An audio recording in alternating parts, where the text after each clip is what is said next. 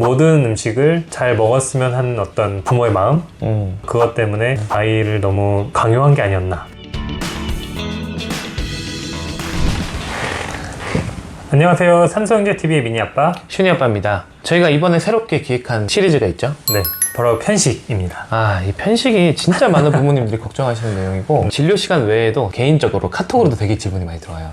친구들한테. 네, 그래서 우리 애 이거 안 먹는데 어떻게 해야 되냐 이런 질문이 되게 많은데 실제로 부모님이 생각하기에 우리 아이의 식습관이 문제가 있다. 이 비율이 42.5% 정도 된대요. 엄청 많네요. 그러니까 절반 정도 돼요. 진짜 많다. 그래서 되게 많은 분들이 걱정하시는 내용인데 반면에 실제로 진짜 편식인 아이, 문제적인 편식인 아이는 그렇게 많진 않아요.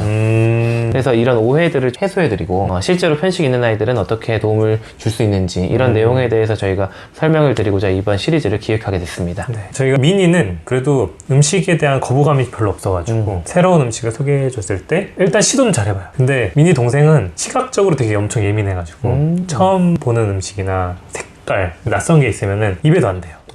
이유식 할 때까지는 그래도 괜찮았는데 유아식으로 넘어가면서 조금씩 줘봤는데 먹는 것만 먹더라고요. 그래서 처음에 되게 걱정을 많이 했지만 시간이 지나니까 하나씩 또 잘 먹더라고요. 그쵸. 이게 항상 고민이었던 게 얘가 이렇게 안 먹으면 어떡하나, 뭐 성장에 문제가 생기는 거 아닌가 그런 걱정을 되게 많이 했던 것 같아요. 그래서 형이 음식을 가리는 아이들에 대한 꿀팁을 많이 갖고 있거든요. 많은 노력을 했고 고민을 많이 했기 때문에 지금도 계속 해요. 지금도 완벽하진 않아, 내가 봤을 때. 그래서 앞으로 이 시리즈를 진행하면서 그런 팁들도 많이 전수해드리고 그리고 영양학적으로 그리고 의학적으로 어떤 걸 고려해야 되는지 그런 면들에 대해서 설명을 드릴 텐데 오늘 영상은 그 시작으로 편식에 대한 제대로 된 이해를 돕고자 편식 자체에 대한 설명을 조금 자세하게 들어보도록 하겠습니다. 네. 편식이 뭔지 절반 정도의 부모가 어떻게 보면 오해를 하고 있는 건데 편식이란 뭔지 우리가 그 뜻을 좀 알면 좋을 것 같아요. 대부분이 생각하시는 게 특정 음식을 잘 안 먹으면 그냥 그 자체로 편식이라고 생각을 하세요. 뭐 예를 들어서 뭐 파프리카 안 먹거나 돼지고기 안 먹거나 뭐 이런 것들을 편식이라고 생각하지만 그 정도로 편식이라고 의학적으로 하진 않고요. 의학적으로 편식이라고 얘기하려면 특정 식품군을 너무 싫어해가지고 실제로 영양학적으로 문제가 돼서 성장이나 발달에 영향을 줄 정도, 그거를 편식이라고 합니다. 미니 동생 같은 경우는 당근은 되게 좋아해요. 당근은 잘 먹는데 초록색을 안 먹어. 색깔로 되게 구별을 많이 해가지고. 그럼 이런 것도 편식인가요? 그러면은 제가 말씀드린 채소라는 식품군에서 일부는 먹고 일부는 안 먹는 거잖아요. 그러니까 그거를 편식이라고 부르기 좀 어려워요. 그냥 초록색 음식을 싫어하는 거지. 그렇게 받아들이시는 게 편합니다. 그렇구나. 그러면은 그 식품군을 우리가 좀 알고 있으면 도움이 되겠네요. 네, 그거를 옛날에 가정 시간에 배운 게 있어요. 그 자전거 바퀴 모양에다가 가정이라니. 식품 구성 자전거라고 곡류, 유제품, 고기, 채소, 과일, 견과류. 정말 큰 분류구나. 네.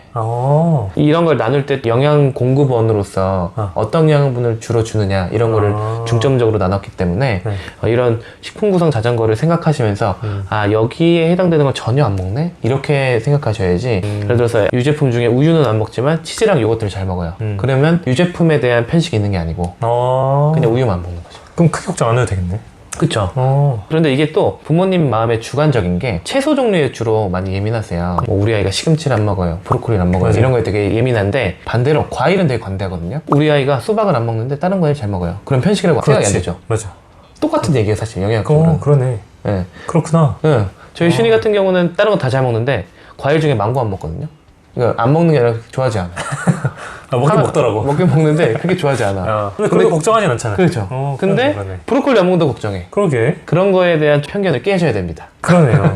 제가 안 그래도 이유식 같은 거 만들 때 이유식 책에서 보면은 정말 신기한 재료를 많이 넣잖아요. 우리가 평소에 잘 안 먹는 것들. 비타민이란 채소가 진짜 식재료인지 몰랐어. 맞아. 처음에 아무것도 모를 때 이유식에 비타민 넣어야 된다 그래서 비타민제를 갈아 넣어야 되나? 약간 그 생각했는데 근데 그런 거를 안 먹는다고 해서 나도 안 먹는데? 걱정할 건 아니구나 그렇게 생각해도 되겠네요. 네, 그래서 좀 그 편견을 깨셔야 되고 그래서 병원에서 더 중요하게 생각하는 거는 어떤 걸 안 먹어요 라기보다는 건강하지 않은 식습관이 있는데 그것 때문에 또 영양결핍이 일어나지는 않거든. 그런 거를 더 중요하게 생각합니다.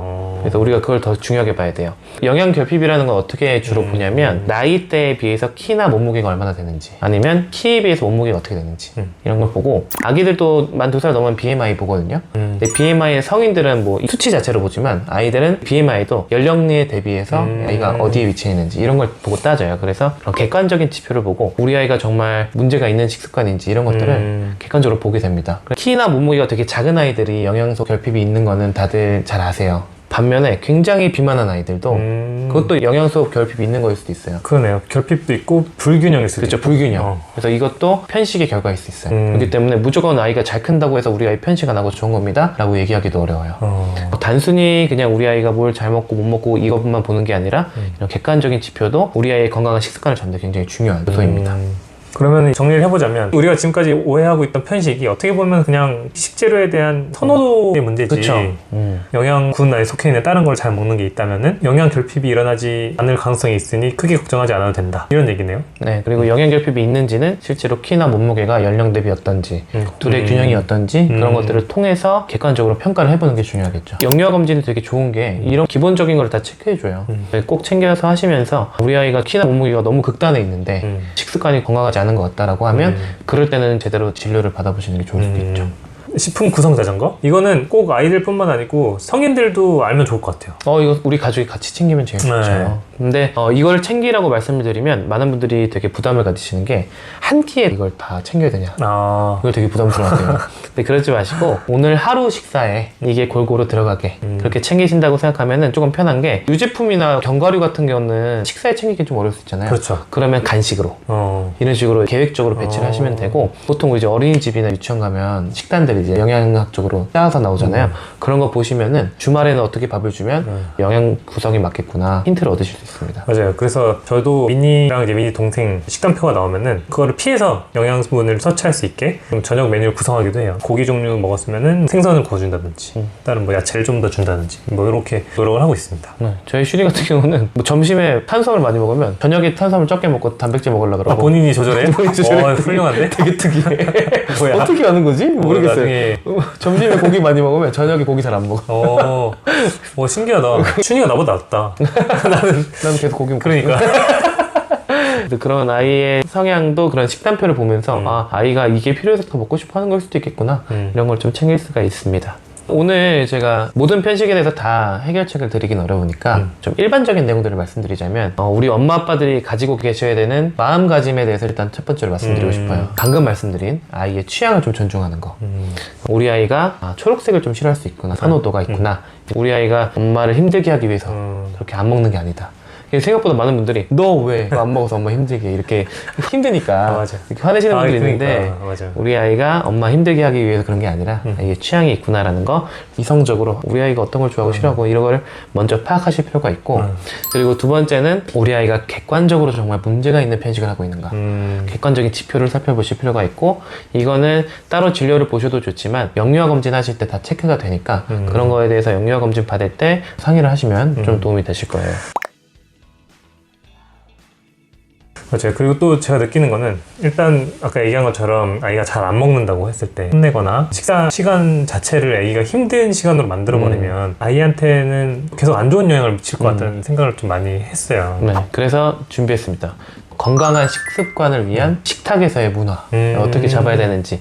이 내용은 식사를 잘 하고 있는 아이들도 마찬가지고요. 아니면 가볍게 좀 까탈스러운 아이들, 아니면 정말 문제가 될 정도로 편식이 심한 아이들을 섭식장애가 있다고 하는데 섭식장애가 있는 아이들의 치료에서도 가장 기본이 이 건강한 식습관이거든요. 건강한 식습관에 대해서 꼭 지키셨으면 좋겠는 거 몇 가지를 알려드리면, 일단 첫 번째는 부모가 모범을 보여야 돼요. 그러네. 저도 그 생각을 했어요. 비만이 유전이라는 얘기도 있지만 환경적인 이유가 많다고 맞아요. 하잖아요. 네. 그러니까 부모가 먹는 거를 보고 따라하는 거니까. 애들은 초록색 채소 이런 거 해주고 본인은 옆에서 치킨이나 이런 거 먹고 있으면 아이들은 엄마 아빠가 먹는 걸 먹고 싶어 할 테니까. 그죠. 같은 식단으로 먹는 것도 되게 중요하겠네요. 네. 그리고 할머니 할아버지들이 자꾸 아기한테 안 좋은 거 주시고 엄마 아빠는 이거 안 먹이고 싶은데 그치. 간식 같은 거. 그런 것들이 되게 갈등 요인이 된다고 하는데, 부모님 포함해서 어른들이 다 모범을 보이실 때 중요한 게 같이 건강하게 먹는다. 이 생각을 가지셔야 되는 게 되게 중요하고, 같이 건강을 먹을 때 함께 식사하는 거. 가족들이 함께 식사하는 게 되게 중요해요. 근데 독박 육아하시는 분들이 아이 밥 챙기고 내 밥 따로 같이 먹는 게 되게 힘들거든요. 힘들죠. 두 끼를 챙겨야 되는 거니까. 그래서 제가 이유식 영상에 많이 올려드렸던 내용이 이유식 준비를 편하게 하는 거. 밤에 미리 만들었다가 아이 거 편하게 하고 엄마 밥 해서 같이 먹을 수 있게, 그런 의도가 있었고요. 그 유아식 하실 때도 한 가지 팁이 간을 안 해서 요리를 한 다음에 엄마 거에만 간을 좀 마지막에 한다든지. 먹을 때. 그렇게 하는 것도 한 가지 팁일 수 있고, 건강한 음식을 같이 먹는 것도 중요하지만 엄마 아빠가 싫어하는 음식을 아이도 또 싫어할 수 있어요. 요즘 그런 얘기 있잖아요. 오이 맛을 싫어하는 유전자가 있다. 맞아. 뭐 고수를 못 먹는 유전자가 있다. 뭐 이런 얘기가 있어서 유전적인 영향이 있을 수도 있지만 버섯 잘 먹게 하려고 버섯 먼저 해놓고 엄마 아빠는 안 먹고 먹을 때 이렇게 먹으면 아이들도 그게 맛없는 거로 생각할 수 있어요. 그럴 수 있겠네. 그래서 엄마 아빠가 싫어하는 음식을 아이들이 똑같이 싫어하는 확률이 높아요. 그럼 강요할 필요는 없겠네요. 그렇죠. 그러니까 아이의 취향을 존중해줘야 돼요. 왜냐면 나도 싫어하는 게 있으니까. 그러네. 아니 나도 그거 안 먹었어도 잘 컸고 아이도 낳았고 근데 아이한테까지 그걸 먹으라고 강요하는 거는 너무 깜찍 안 맞죠? 근데 또 그런 것도 있대요. 아이들이 엄마 아빠가 재료를 준비할 때 표정도 본대요. 아 진짜? 그래가지고 그런 것도 영향이 될 수 있대. 그러니까 그런 것들에 대해서도 엄마 아빠가 모범을 보여줘야 된다는 게 이렇게 많은 내용을 품고 있고요.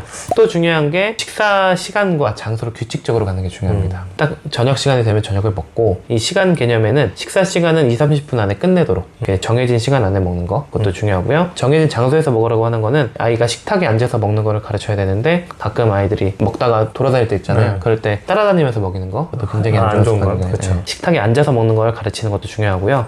그 다음에 시장이 반찬이라는 거. 그러니까. 밥을 조금 먹는 아이들 같은 경우는 간식을 안 주시는 게 나아요. 차라리. 그러니까 간식도 식사라는 개념을 가지시는 게 좀 편하거든요. 그래서 그것도 끼니 개수에 포함된다고 생각하시면 아 간식을 많이 먹게 되면 이것도 문제가 될 수 있구나 느끼실 수 있는데 되게 많은 분들이 밥 조금 먹었으니까 간식이라도 줘야지. 그럼 안 되지. 그 악순환에 들어가기 시작하는 겁니다. 근데 간혹 어린이집이나 유치원에서 아이가 좋아하는 간식이 나올 때가 있어요. 그래서 간식을 어느 날은 좀 많이 먹고는 날이 있어요. 그래서 저는 그 식당 볼 때 간식도 같이 보는데 좀 많이 먹었겠구나 생각이 들면 저녁 때는 잘 안 먹더라도 그냥 좀 둡니다. 너무 막 억지로 먹이려고 하지 않고. 맞아요. 애가 뭐 배 안 고픈가 보다. 그렇게 마음을 가지는 게 또 마음이 편할 거고요. 그 다음에 식사에 온전히 집중을 하게 해야 돼요. 그래서 당연히 TV나 유튜브 같은 거 안 보여주시는 게 좋은데 그게 잘 안 되는 분들이 많거든요. 식당에서 이거 틀어놓으면은 이게 좀 앉아 있으니까 부모님들 식사하시기에 그렇게 하시는 것 같은데 본인이 뭘 먹고 있는지 모를 것 같아요. 맞아요. 제가 이거를 말씀드릴 때 예를 드는 게 뭐냐면 우리 영화관 가서 팝콘 먹을 때 보면 어느 순간 다 먹었잖아요. 그게 왜 그러냐면 내가 먹는 걸 인지를 못하는 거고 우리 아이들도 그렇게 되는 거예요. 그러면 잘 먹게 보일 수는 있어도 실제로 저희가 포만감을 못 느끼고 계속 먹기 때문에 비만이 될 확률도 높고요. 그리고 또 문제는 그게 없으면 또 안 먹어요. 그래서 이렇게 막 유튜브 보면서 식사하는 습관을 길러놓고 나중에 안타까워하시는 게 애들 중고등학생 됐을 때 가족들이 식사하는데 계속 핸드폰만 하고 있으면 또 혼내시죠. 그 습관이 어렸을 때부터 만들어진 거다. 그런 걸 꼭 아셔야 되고 꼭 핸드폰뿐만이 아니라 장난감이나 책을 보여주면서 먹이시는 것도 똑같아요. 결국 식사에 집중하지 못하고 혼을 빼놓고 밥을 먹이는 거는 다 안 좋은 식습관이고 반대로 그 편식 고치는 방법 중에 놀이를 하면서 먹는 게 도움이 된다고 할 때가 있는데 그때 말하는 놀이는 식사와 관련된 놀이예요. 예를 들어서 아기가 요리사가 된 것처럼 직접 이렇게 뭐 썰어봐라 이러면서 만드는 참여를 하게 하는 거. 참여하게 하는 거. 뭐 식사에 관련된 놀이에서 식사에 집중을 하게 하는 거는 도움이 됩니다.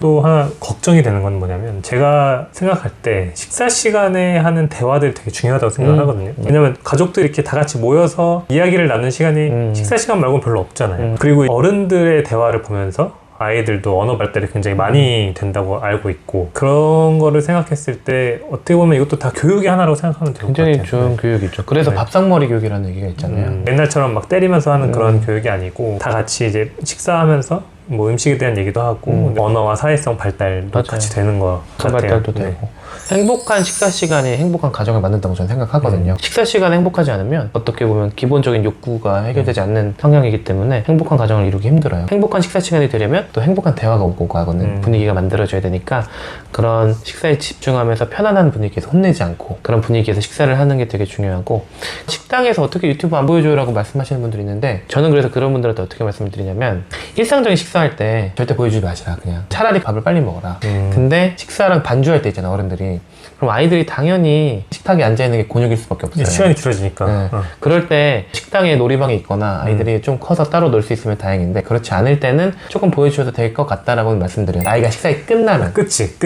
밥 먹을 때 보는 거는 안 되지만 안 되고. 식사가 끝났을 때 아이가 너무 심심해하고 그래서 사고 칠 것 같으면 차라리 위험하니까. 네. 식당에 좀 뜨거운 것도 많고 위험하니까. 근데 제일 좋은 거는 그런 환경을 안 만드는 거죠. 아이를 데리고 식당에 가서 술을 오래 먹거나 그런 건 안 하시는 게 좋죠.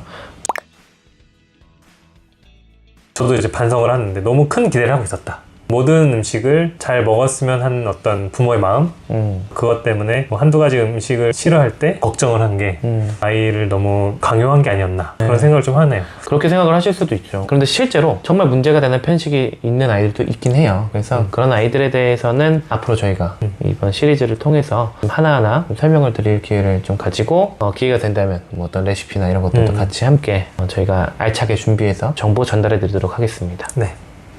오늘도 저희 영상을 시청해 주셔서 감사합니다. 아이들 밥 먹는 문제가 정말 큰 문제이지만 어떻게 보면 해결책이 간단할 수도 있어요. 앞으로 그런 얘기들에 대해서 저희가 하나씩 파헤쳐 보도록 하겠습니다. 네. 감사합니다.